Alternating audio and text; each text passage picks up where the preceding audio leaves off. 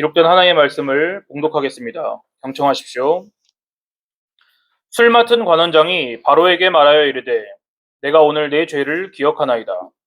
바로께서 종들에게 놓아사 나와 떡 굽는 관원장을 친위대장의 집에 가두셨을 때 나와 그가 하룻밤에 꿈을 꾼즉 각기 뜻이 있는 꿈이라. 그곳에 친위대장의 종된 히브리 청년이 우리와 함께 있기로 우리가 그에게 말하매 그가 우리의 꿈을 풀되 그 꿈대로 각 사람에게 해석하더니 그 해석한 대로 되어 나는 복직되고 그는 매달렸나이다. 아멘. 그것은 하나님의 말씀입니다. 지난주 중고등부 대청소를 했습니다.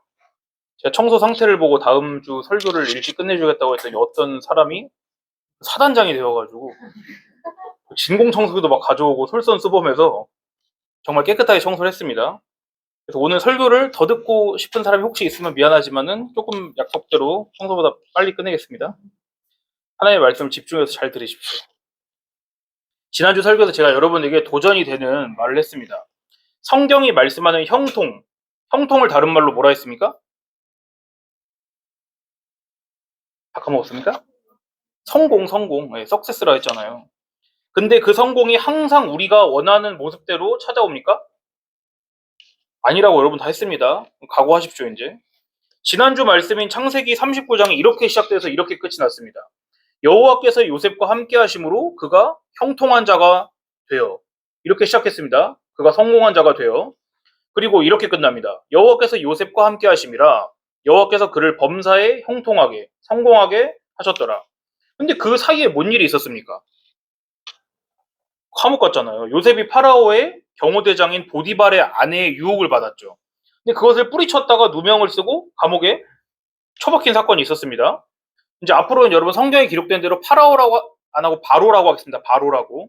당시 고대 이집트에서 자기 주인의 아내를 욕보이려던 혐의를 받은 노예는 어떻게 됩니까? 사형이에요. 사형. 즉결 처형이에요. 근데 요셉은 사형을 당하지는 않았습니다.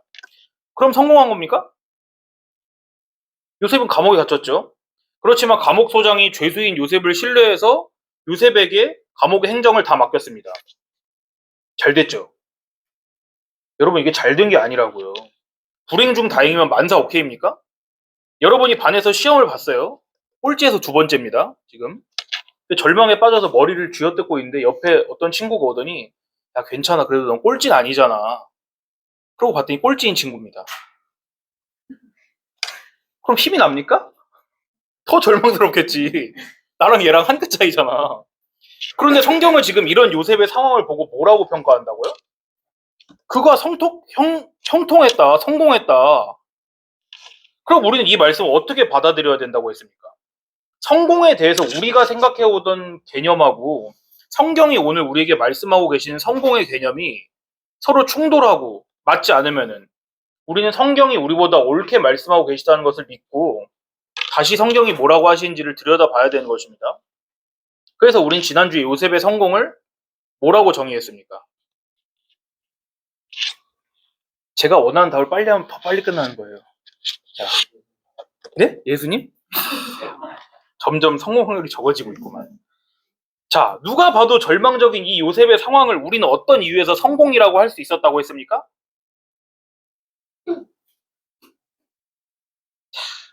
다시, 그러면 성경이 말씀하는 성공이 뭐였습니까?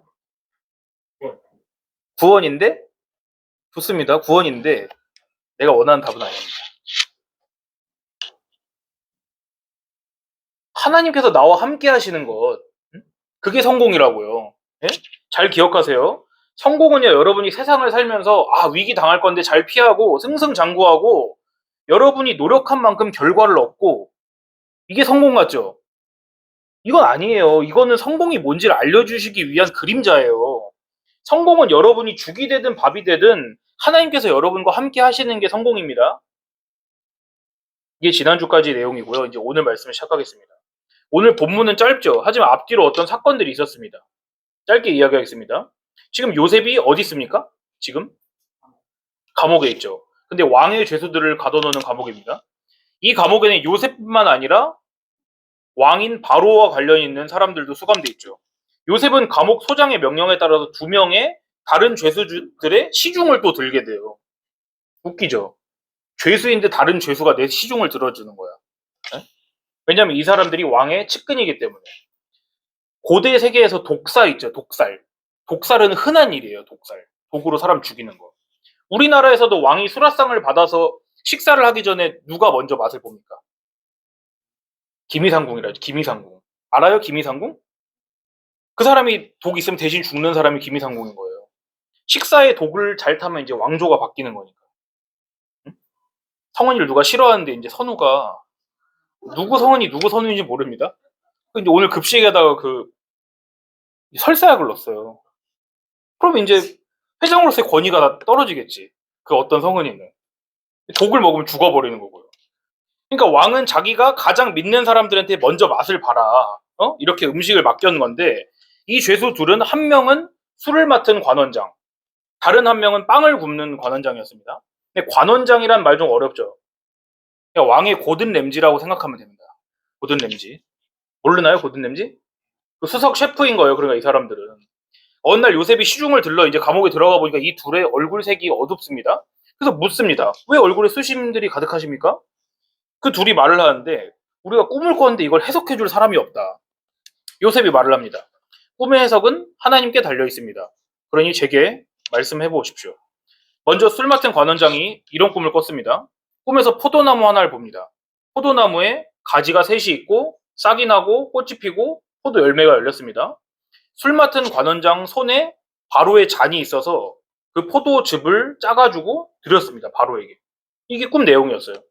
요셉이 듣고 이제 꿈을 해석합니다. 당신이 본 포도나무의 가지 셋은 3일을 말합니다. 지금부터 3일 안에 파라오가 당신을 용서하고 옛날의 관직을 회복시키실 것입니다. 당신은 예전처럼 바로의 잔을 맡게 되실 것입니다. 그리고 당신이 잘 되신다면 저를 기억하시고 은혜를 베풀어 주셔서 바로께 제 사정을 좀 말씀해 주십시오. 저는 히브리 땅에서 끌려왔고 여기 와서도 감옥에 갇힐 죄는 저지르지 않았습니다. 옆에 있던 이제 빵 굽는 관원장 이걸 들으니까 어떻습니까? 나도 이제 희망이 있구나라고 생각하고서 말을 하는 거야. 나도 꿈을 꿨다. 흰 빵을 담은 그 바구니 세 개를 내가 머리 위에 얹고 있는데 새들이 날아오더니 내 바구니에서 빵을 먹더라. 그럼 어떻게 생각하겠어요? 아, 바로께서 내 빵도 다시 드시겠구나. 뭐 이렇게 생각했겠죠? 요셉이 해석을 해줍니다. 세 개의 바구니 역시 3일입니다. 아, 잘 됐죠. 지금부터 3일 안에 바로께서 당신을 사형시키시고 당신을 나무에 매달 것입니다. 그럼 새들이 와서 당신의 시체를 뜯어먹을 것입니다. 이게 해석이었습니다. 성경엔 나무에 달다라고 돼 있지만은 영어 성경 어떤 분 보시면은 관통시켜서 꽂다 이거 돼 있어요. 그러니까 아마도 죄수의 시체를 나무에 이렇게 여러분 양꼬치처럼 껴놓은 거일 수도 있죠. 그러니까 그때부터 알고 보니까 3일 뒤가 바로의 생일이었습니다. 그날 요셉 말대로 술 맡은 관원장하고 빵 맡은 관원장이 바로 앞에 불려 나갔습니다. 요셉 말대로 됐습니다. 요셉 말대로 술 맡은 관원장은 예전에 직위를 회복하고 빵 맡은 관원장은 나무에 매달렸습니다. 정말 요셉의 해석대로 됐죠. 근데 40장은 이게 40장 내용인데 마지막은 어떻게 되냐? 슬프게도 술 맡은 관원장이 요셉이라는 한 약속을 까먹었다. 그러고 끝납니다. 그렇게 몇 년 동안 약속을 까먹었을까? 보세요. 절 보지 말고 성경을 한번 봐보세요. 10년. 근거가 뭐야 넌. 자, 2년입니다. 2년. 제가 군대를 공군 갔는데 그 공군 복무기간이 당시 24개월이었습니다. 만 2년이고 만 2년이죠. 제가 그때 어느 노트를 받아가지고 거기 앞에다 만 2년 후에 이 말씀을 적어놨어요. 2년은 깁니다. 감옥에서 2년 보내봐요. 감옥에서 2년. 휴가가 없어요. 감옥은. 그렇게 요셉은 감옥에서 2년을 있는 동안 바로가 꿈을 하나 꿉니다. 이제 바로가 나일 강가에 서 있어요. 꿈에서. 나일강에서 살찌고 아름다운 암소 7마리가 나옵니다. 그리고 갈대를 뜯어먹고 있습니다. 근데 바로 뒤를 이어서 또 나일강에서 흉측하고 마른 소가 나오더니 그 앞에 나온 소들을 잡아먹었어요. 또 꿉니다. 꿈을. 무성하고 통실통실한 이삭이 7개가 나옵니다. 그 뒤를 또 이어서 햇빛에 바짝 마르고 그슬린 7 이삭이 나옵니다. 그래서 역시 그 이삭도 앞에 나온 이삭을 집어삼켰습니다. 꿈에서 깼습니다. 마음이 심란하죠. 그래서 이집트에 있는 모든 현자들, 마술사들, 점쟁이들, 점술가들 다 불러서 꿈 내용을 이야기를 했는데 아무도 모르는 거예요. 내용이 뭔 내용인지. 우린 쉬울 것 같잖아, 그거. 그거 뭐 흉년이고 뭐 그런 거 아닙니까? 우린 다 알잖아요. 스포를 당했으니까. 이제 오늘 본문입니다. 그 뒤에 바로의 술잔을 맡은 이 관리가 드디어 요셉이랑 있었던 일을 기억을 한 거예요. 왕이시여, 제가 잘못한 일이 있었습니다. 예전에 왕께서 왕의 종인 저희들에게 노하셔서 감옥에 가두신 일이 있었습니다. 그때 저와 빵 굽는 관원장이 각각 뜻이 있는 꿈을 꿨는데 우리와 같이 있던 어떤 히브리 청년 하나가 그걸 듣더니 해석해 줬습니다. 그래서 그 해석대로 저는 살고 빵 맡은 관원장은 죽었습니다. 자, 이야기가 길었죠. 오늘 설교는 바로 이 한 문장을 위해서 한 것입니다.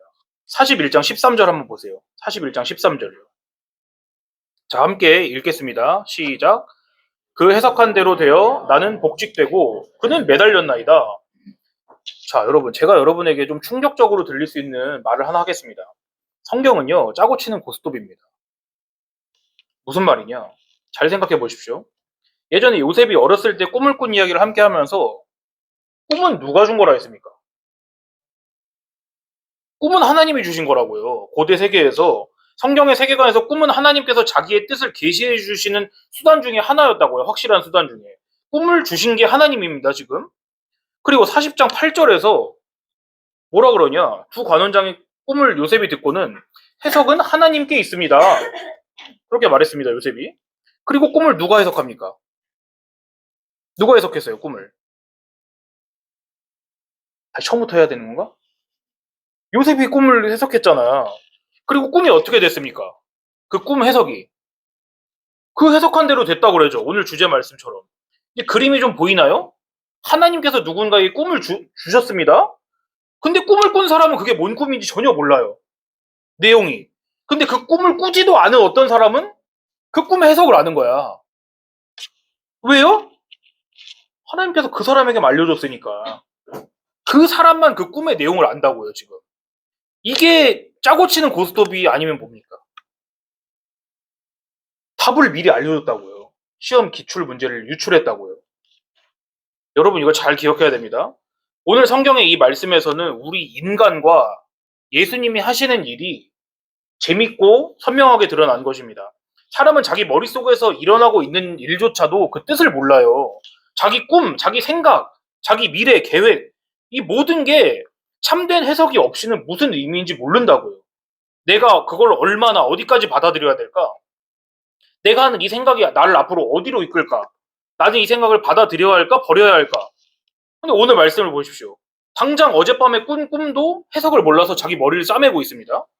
그때 하나님께로부터 받은 비밀을 간직한 한 사람이 나와서요. 당사자도 모르는 꿈의 내용을 마치 자기가 꾼 꿈인 것처럼 해석을 해줍니다. 그리고 그 해석대로 됐습니다. 왜냐? 그 사람은 그 꿈을 주신 분으로부터 꿈의 해석을 직접 들었으니까. 이게 우리 현실입니다, 여러분. 저와 여러분은 요셉이 그 죄수들에게 또 바로에게 가가지고 꿈을 해석해 준 것처럼 예수님께서 우리 삶으로 찾아오셔서 그 안에 가지고 계신 우리를 향하신 그 삶의 비밀과 계획을 알려주시지 않으면은 절대로 우리는 왜 사는지 알 수 없어요. 삶의 목적도 알 수 없고요. 우리가 경험하는 일들을 올바르게 해석할 수도 없다고요. 예수님께서 알려주시지 않으면요. 이게 바로 성경이 오늘 우리들에게 가르쳐 주시는 메시지입니다. 여러분, 늘 말씀드리지만 예수님을 아십시오. 이건 우리 올해 주제 말씀일 뿐만 아니라 여러분 평생 마음속에 새겨야 되는 말씀입니다. 예수님을 아셔야 됩니다. 예수님을 모르는 사람들이 예수님을 아는 여러분에게로 달려와서 여러분에게 엎드려서 삶의 비밀을 알려달라고 내 인생을 해석해달라고 매달릴 거라고요. 그 반대가 되어서는 안 됩니다. 요셉이 다른 죄수들의 꿈을 해석을 해줬듯이 예수님께서 우리 무지라는 이 감옥에 갇혀있는 우리한테 찾아오셔서 우리가 학생으로서 한 명의 인간으로서 하나님의 백성으로서 뭘 믿으면서 우리 인생을 살아야 할지를 가르쳐 주시고 알려주시기를 소원합니다. 기도하겠습니다. 좋으신 주님, 오늘도 요셉의 이야기 속에서 하나님이 우리를 향하신 그 사랑과 하나님의 계획과 섭리를 알려주시니 감사를 드립니다. 주님, 우리가 삶을 계획하고 우리가 꿈을 꾸고 또한 우리의 인생을 설계하더라도 그것이 만약 그 뜻대로 된다고 하더라도 우리는 그것의 참 의미들을 결코 알 수 없습니다. 주님께서 창세로부터 우리를 선택하시고 하나님의 백성으로 부르시면서 우리에게 요구하신 것이 무엇인지 우리는 우리 인생을 통하여서만은 알 수 없습니다. 하나님, 저희에게 하나님의 말씀을 통하여서 그 비밀의 해석자가 오직 주님뿐이심을 우리가 굳건히 믿도록 도와주시옵고, 그래서 우리의 삶을 우리의 멋대로 또한 우리의 자아대로 경영하지 않고 모두 하나님께 물으며 성경의 선배들의 본을 따르는 우리가 될 수 있도록 하나님 인도하여 주시옵소서. 우리를 사랑하시는 예수님의 이름으로 기도드리옵나이다. 아멘.